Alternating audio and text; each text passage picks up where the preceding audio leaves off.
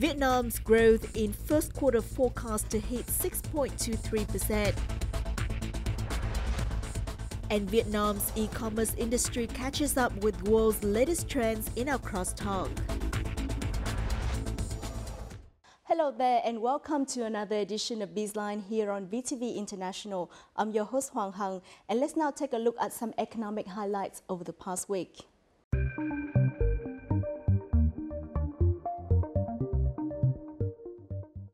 According to the National Center for Socioeconomic Information and Forecast, or NCIF, under the Ministry of Planning and Investment, the growth of the country's industry and construction sector could reach 6.87% in the first quarter of 2018. The manufacturing sector's tremendous growth of 17% in the first 2 months of 2018 has been the key driver for economic growth. The services sector will grow by 6.74% in the January-March period, while putting inflation at 3.1% higher than the same period last year.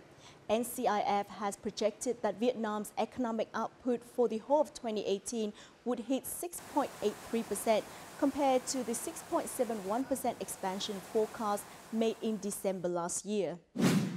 The VN Index reached a record high of 1,172.3 points on Wednesday morning, surpassing the previous high of 1,170 in 2007. This shows a strong growth of the stock market after 11 years, with market capitalization experiencing an 8-fold increase. Vietnamese economic growth in 2017 also witnessed a record high of 6.8% and is expected to rise sharply in the first quarter of 2018. In the meantime, exchange rate and inflation have been kept stable. Analysts claim that the stock market's growth should attract foreign investors who could eye Vietnam as a potential investment destination.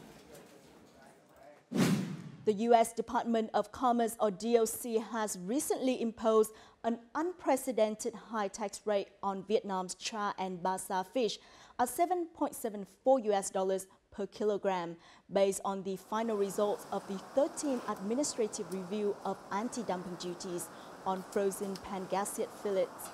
As a result, the Ministry of Industry and Trade has requested the U.S. to review its decision and reduce the tax rates in compliance with WTO's regulation. The Vietnam Association of Seafood Exporters and Producers has revealed that it is considering filing a lawsuit against DOC to the U.S. Court of International Trade. The Ministry of Industry and Trade and VASEP and local pangasius exporters have put in a lot of effort to provide the DOC with accurate information, but DOC decided to use adverse facts available to determine the final tax rate. Prices of char fish in the Mekong Delta region, however, remain stable after the news. After successfully tapping the Chinese market last year, VASEP has forecast that China will remain the biggest importer of Vietnamese char fish this year. According to a report by VASEP, Vietnam exported more than $410 million worth of char fish to mainland China and Hong Kong, China last year, up 34.8% over 2016 and accounting for 23% of the country's total char fish exports. Meanwhile, last year saw outbound sales of char fish to the US and the EU falling to around 11% and 22.3% respectively. Despite drops in these two countries, the growth of the Chinese market helped export turnover from char fish to hit $1.78 billion last year, increasing 4.3% against the previous year. The government recently issued Decree 38 on details for small and medium-sized innovative startups. The decree provides guidance for investment in these types of businesses, including the formation, organization, and management of innovative startup funds, as well as the mechanism for using the local budget for investment in startups. In terms of establishing startups, the decree states that venture funds do not have legal status and should be contributed by a maximum of 30 investors. Contributed capital can be in Vietnamese dong, gold, land use right value, and other priceable assets. Investors are not allowed to use loan as contributed capital for innovative startup ventures. The Ministry of Transport has announced its decision to adjust the planning scheme of the Vân Đồn International Airport by 2020 with a vision towards 2030. Under Decision 497, Vân Đồn is the northern coastal province of Quảng Ninh, will be an international airport that will serve both civil and military flights. From now until 2020, it will house a Level 4E airport, a Level 2 military airport. It is expected to have an annual capacity of 2 to 2.5 million passengers by 2020 and will hit 5 million by 2030. The airport will be able to handle at least 51,000 tons of goods per year by 2030. By 2020, the airport's runway will be 3.6 km long and 45 meter wide. This will make it the longest runway in Vietnam. The airport is scheduled to start operating in the second quarter of this year. We have reviewed business news making headlines over the past week. Up next in our crosstalk, we will discuss the development trend of Vietnam's e-commerce market.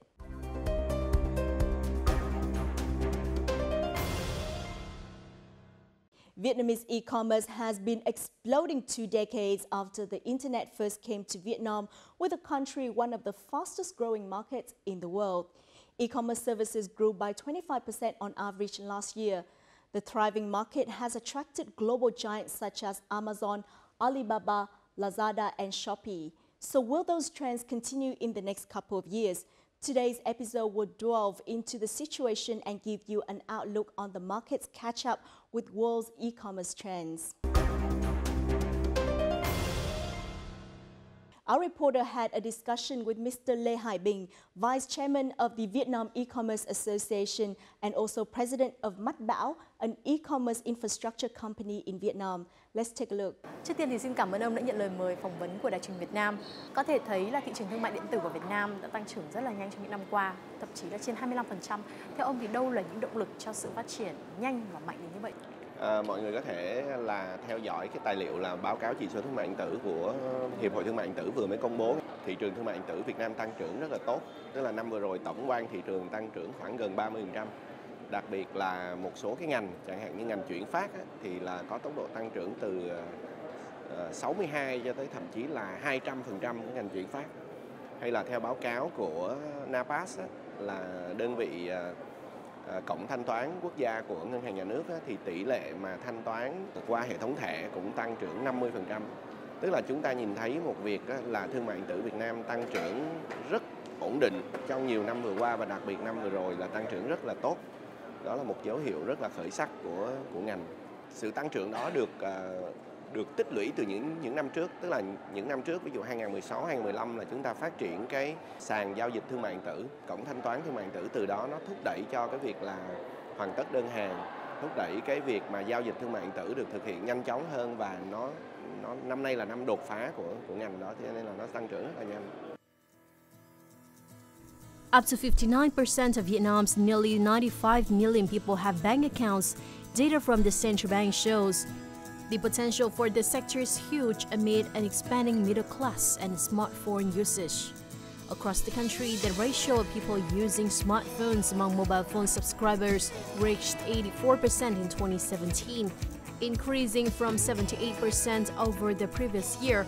This is according to the Nielsen Vietnam Smart Home Insights Report 2017.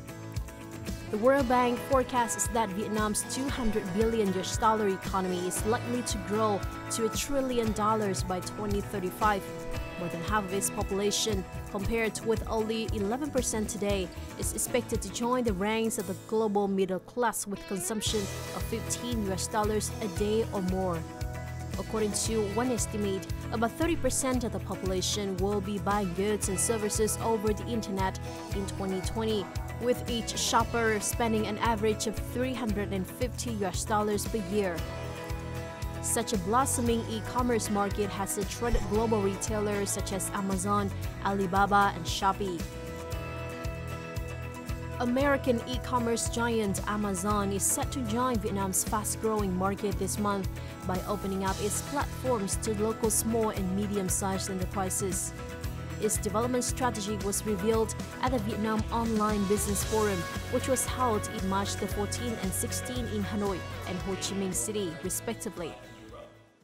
The partnership with Amazon will give VCOM's member a platform for increasing the exports of Vietnamese goods to overseas market.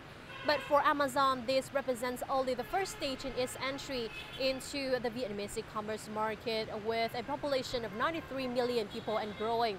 And after building ties with VCOM's member, Amazon's next step would likely to be to penetrate the market with its marketplace service. Should business go well, the companies would then consider establishing its own infrastructure to scale up its presence in the country. Also at the forum, the 2018 Vietnam E-Business Index was released. This year's average score was 37.5 points, 6 points up against last year's 31.3 points.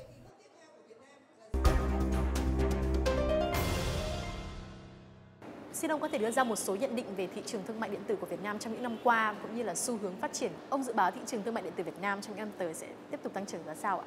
Thực ra thì chỉ số thương mại điện tử năm nay nó tăng trưởng 6% so với hơn 6% so với năm vừa rồi thì tôi nghĩ nó cũng là điều bình thường. Đôi khi là với quan điểm cá nhân tôi nghĩ là có khi nó có thể tăng trưởng nhanh hơn nữa trong năm tiếp theo chẳng hạn. Tại vì là cái thương mại điện tử nó là xu hướng tất yếu của việc kinh doanh, đặc biệt là các cái mặt hàng ví dụ như là B2C, bán hàng tới người dùng cuối vân vân. Thể hiện rất là rõ là các cái ông lớn về thương mại điện tử của thế giới họ bắt đầu đặt những bước chân vào đây, hay thậm chí là họ nhảy cả vào đây luôn rồi. Ví dụ như là Alibaba họ đã bước vào bằng hình thức là đầu tư vào Lazada chẳng hạn. Một trong những điểm nhấn của diễn đàn thương mại điện tử năm nay đó là sự có mặt của Amazon đến đây để chia sẻ cái kế hoạch kinh doanh của họ tại Việt Nam. Thì ông có thể nhận xét về bước đi của họ tại thị trường Việt Nam là như thế nào không ạ?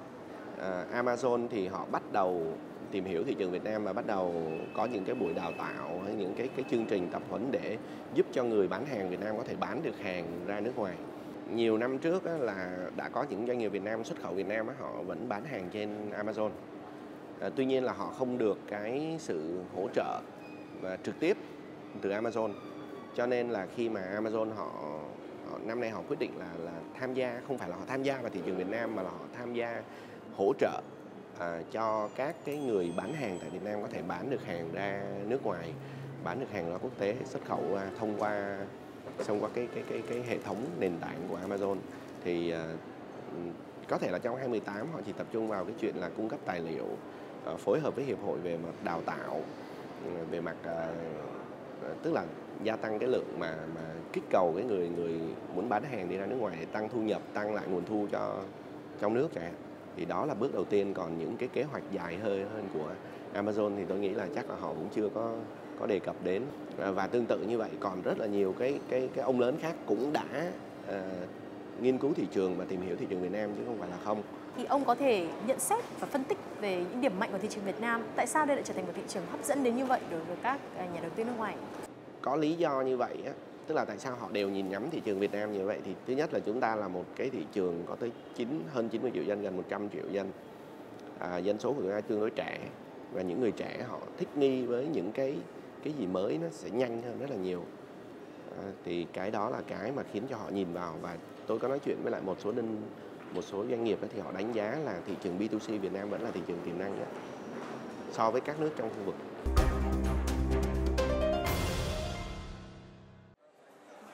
From coins, cash, credit to online and mobile banking payments, payment methods have witnessed a great evolution over the years.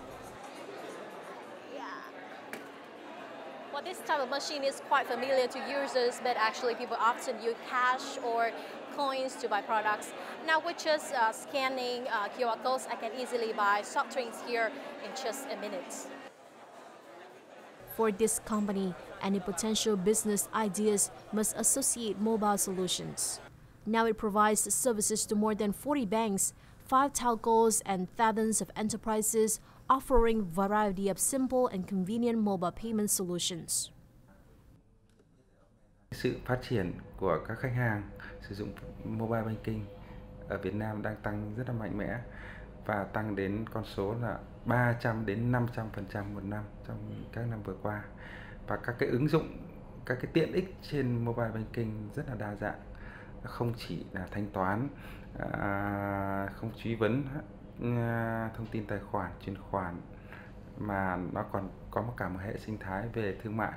Ví dụ như mua vé máy bay, mua vé xem phim. Vietnam has 130 million mobile phone subscriptions, of which 41.8 million have internet access. An explosion in Vietnam mobile payments has been predicted as the government target was to cut cash transactions below 10% by 2020. Trong những năm trước thì cái thương mại điện tử nó trên internet, trên máy tính, nhưng mà rất là nhiều.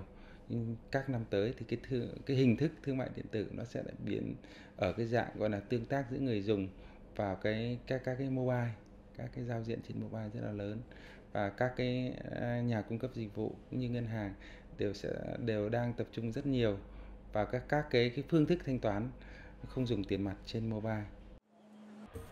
Meanwhile, about half of Vietnam's 95 million citizens use Facebook, and social network has become embedded in society. But among the users of the social networks, certain stand out thanks to their number of subscribers, whom are the KOL or key opinion leader who promote and sell the brand.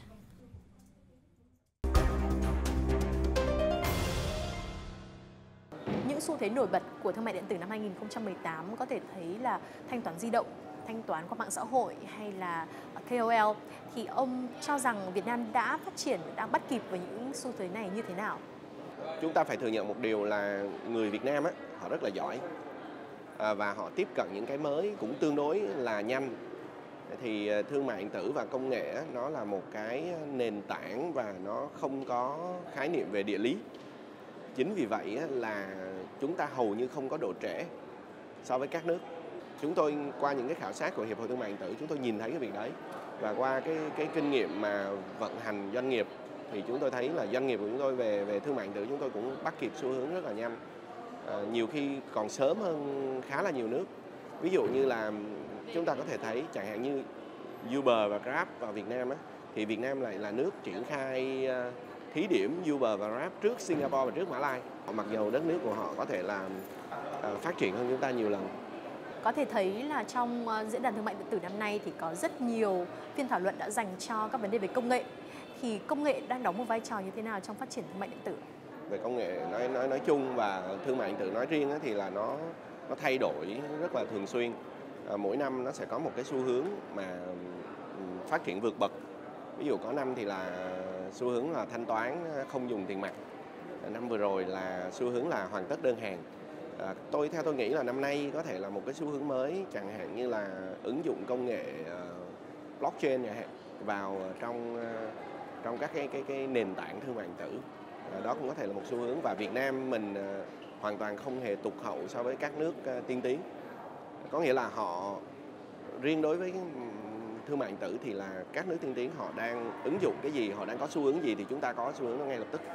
Ví dụ như là công nghệ blockchain nó giúp gì cho thương mại điện tử? Có người hỏi cái câu như thế. Blockchain mọi người chỉ nghĩ hình dung nó chỉ là rất là nhiều người chỉ nghĩ nó là tiền kỹ thuật số, tiền ảo này nọ thôi. Nhưng blockchain nó là công nghệ lưu trữ. Và khi ứng dụng công nghệ blockchain thì những sàn thương mại điện tử họ sẽ đảm bảo độ an toàn cao hơn, giảm thiểu những rủi ro về mất mát dữ liệu, tất cả mọi thứ hơn. Tức là nó giúp cho cái hoạt động kinh doanh thương mại điện tử được ổn định hơn, được an toàn hơn. Thì đó là công nghệ giúp ích cho thương mại điện tử. Tại vì thương mại điện tử cái máu của nó là trên công nghệ.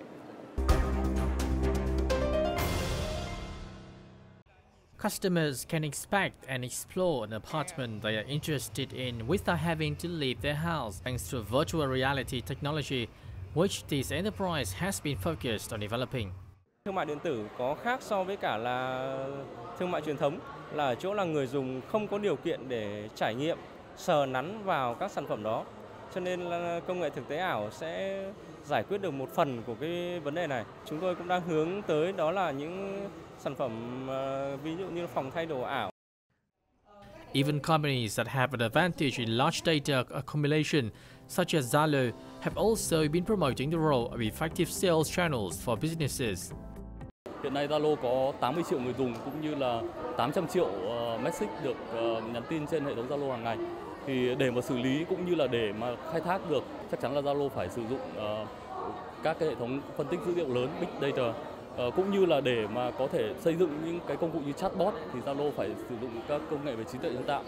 In addition to artificial intelligence, virtual technology and blockchains are also platforms that are expected to be widely applied in the next few years. Nó sẽ làm cho cái quá trình thanh toán nó trở nên rẻ đi hơn rất nhiều và tiện lợi hơn rất nhiều so với bây giờ. Cái sự ứng dụng của công nghệ như vậy nó sẽ đem lại cái lợi ích trực tiếp cho người dùng là giảm phí giao dịch, và cái giảm phí nó sẽ giúp đẩy mạnh cái thương mại điện tử. According to experts, both large and small businesses have the same starting point in the technology game. This will be a decisive tool in the battle to win market share in Vietnam's e-commerce in the future.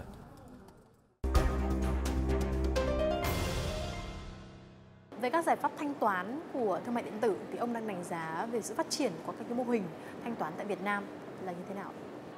Thực ra là 3 năm vừa rồi á, thì Việt Nam thanh toán không dùng tiền mặt phát triển khá tốt. Năm vừa rồi tăng trưởng hơn 50%.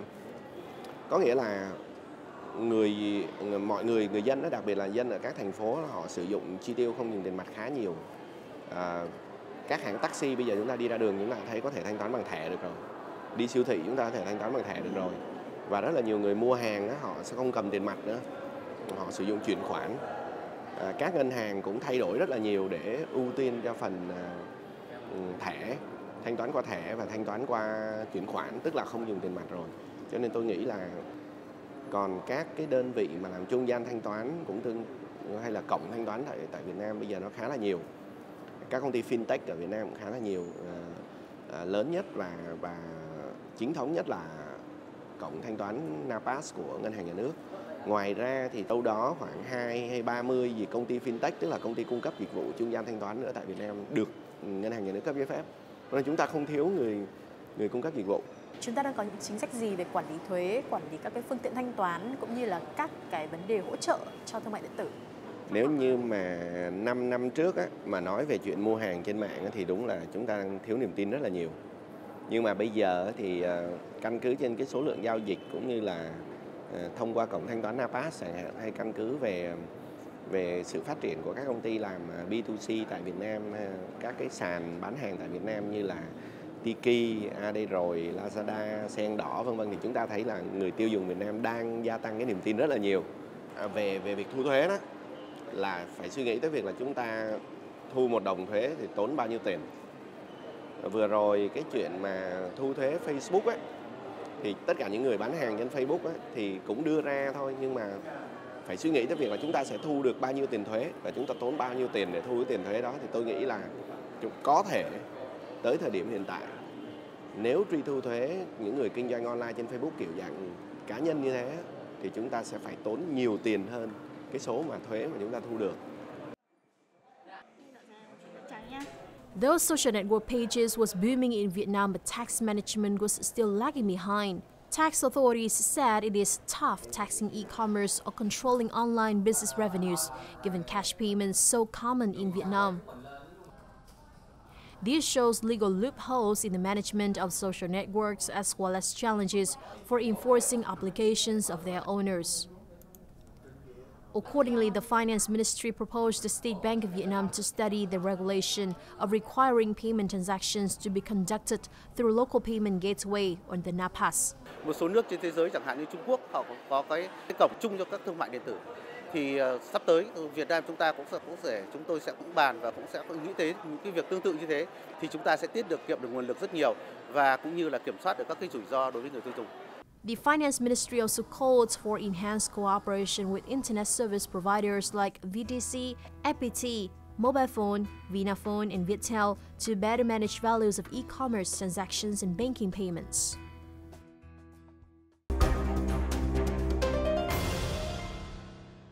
Theo ông thì vấn đề nổi cộm nhất đối với quản lý nhà nước trong thương mại điện tử là gì?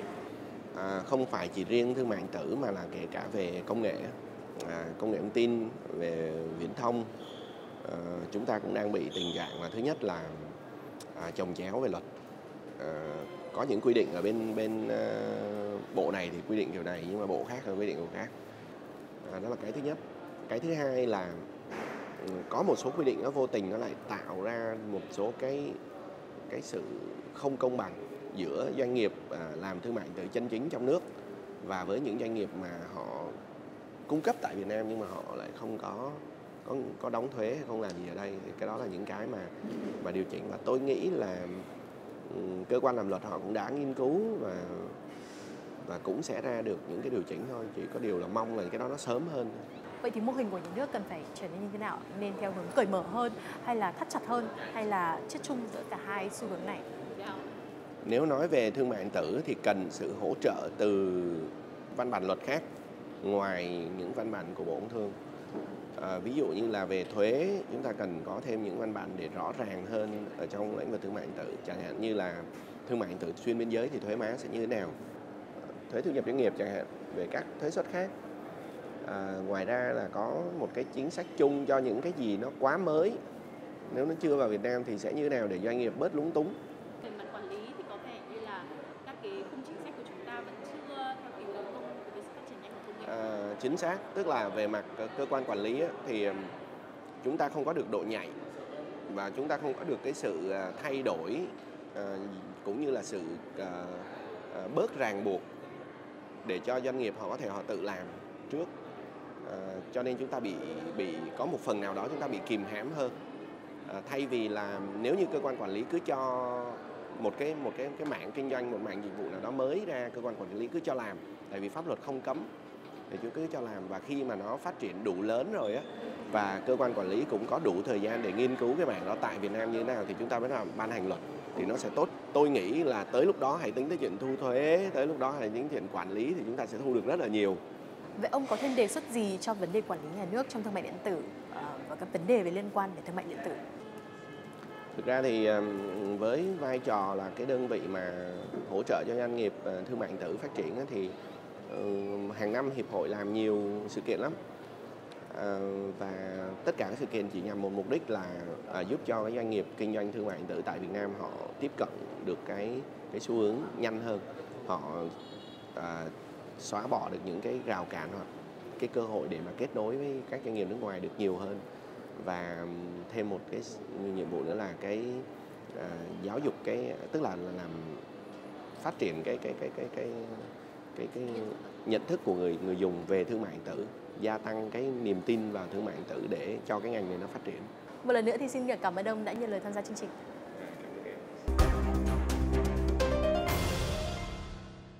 Heightened internet and mobile usage has provided ample opportunity for e-commerce activities, resulting in one of the highest growth rates for the sector across the globe. From experts' viewpoint, it does not seem that the government neither favors nor prohibits business transactions. Instead, the government needs to offer a functional legal framework that provides conditions and criteria for businesses to fully grasp their potential. This will be the most important motivation for e-commerce development in the country. And that also wraps up this edition of Bizline. For more of our news and updates, please log on to vtv4.vn or our YouTube channel at VTV4Go. Goodbye for now and thanks for stopping by.